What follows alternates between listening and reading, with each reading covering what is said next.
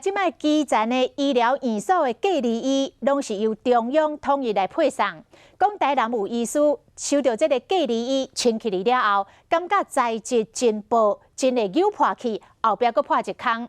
这个隔离衣是中国制，嘛，互人质疑这个防护衣的这个效果。卫生局出面来回应，讲无共的国家生产的隔离衣材质小可有无共，但是发送到地方进前，拢有经过检验，拢有符合标准。医护人员身上的隔离装备非常重要，不过台南有诊所医师表示，收到的隔离衣背后有裂缝，材质真薄，容易扭破去，写 Made in China， 难免质疑伊的效果。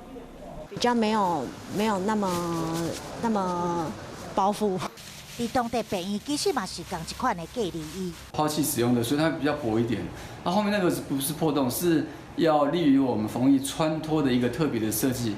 卫生局回应，这拢是符合检验标准的隔离衣。这一批货是从美国进口，那时候整个隔离衣有在缺货的一个情形之下，所以我们就是赶快先采购。实际来比看卖，高雄市所摕到隔离衣有一种甲台南轻薄型的真共，但是有另外2种材质较高。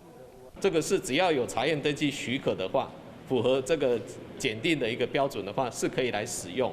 隔离衣是属于防疫物资，即马拢是由中央统一配送。虽然有无共国家所制作生产，材质嘛侪少有差，不过伫个发落地方进前，拢一定有做过检验符合标准，绝对有防护的效果。